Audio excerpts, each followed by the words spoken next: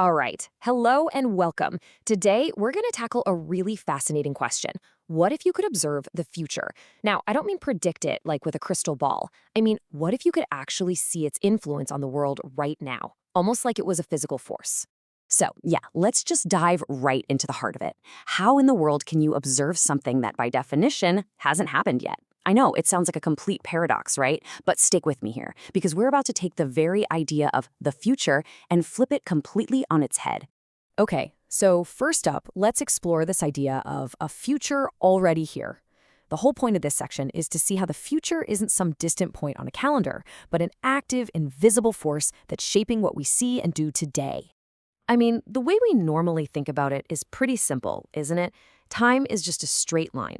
You've got the past behind you, the present right here, and the future is just all the stuff that hasn't happened yet.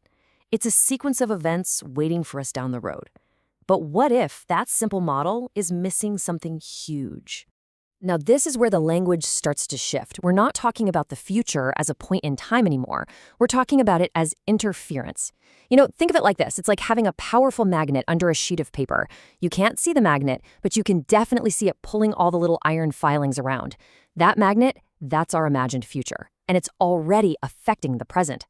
So if the future is this interference, you have to ask, what's actually creating it? Well, that brings us right to our next big idea: how imagination shapes reality. This is where it all stops being abstract and gets very, very real. I mean, just think about it for a second. Why does a venture capitalist pour millions into a tiny startup? Because of a shared belief in its future success.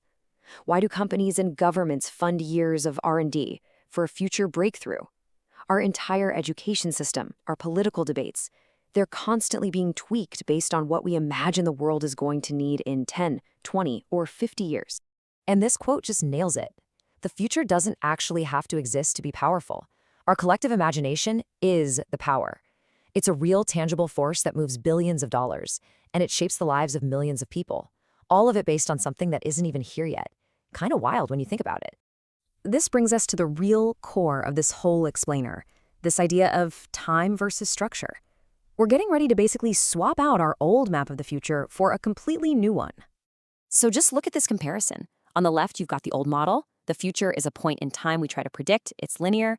But on the right, that's the new perspective. Here, the future is a structure, a phase that's already here, influencing us. So the goal isn't to predict it anymore. It's to observe the forces it's creating in the now. It's not a line. It's a dynamic field of possibilities. Now, this quote from the source material is so key. Not points, but orbits. Not evaluation, but gradients.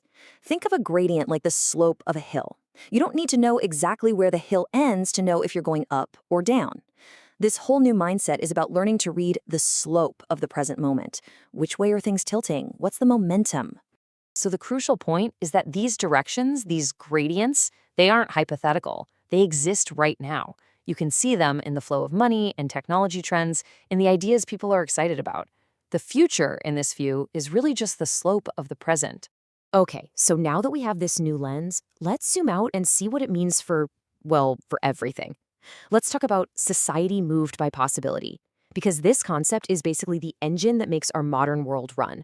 What this really means is that our entire society, the economy, our institutions, our culture, it's like this massive, complex structure, and it's constantly being moved and shaped by the invisible pulls of these imagined futures. And the proof is literally everywhere you look. The stock market is the most obvious example. It runs entirely on beliefs about future value. We pour billions into R&D based on hunches about what might be possible. We design school curriculums for a job market that doesn't even exist yet. And of course, our most urgent climate policies are all about taking action now to create a different future. All of these huge systems are running on belief. Okay, so if these invisible forces are so powerful, how on earth are we supposed to actually see them? That brings us to our final section, observing the unseen. We're finally going to answer that big question we started with. Now, first things first, and let's be absolutely clear on this. This new kind of observation has nothing to do with predicting the future. We are throwing that goal right out the window. This isn't about trying to be right about some specific event down the road. Instead, observing the future is all about being a detective in the present. And it's actually a pretty straightforward three-step process. First, you just identify which visions of the future are getting people excited. Second, you follow the money. Which of those ideas are people actually betting on? And third, you watch our institutions. Are our laws, our companies, our schools starting to change because of these new ideas? That's it. That's how you read the gradients. So, in the end, it all comes down to this really simple but powerful idea. The future isn't missing. It's already here, actively influencing everything we do, every single day. It's like a silent partner in the present moment. And that leaves us with one final thought to take away with you.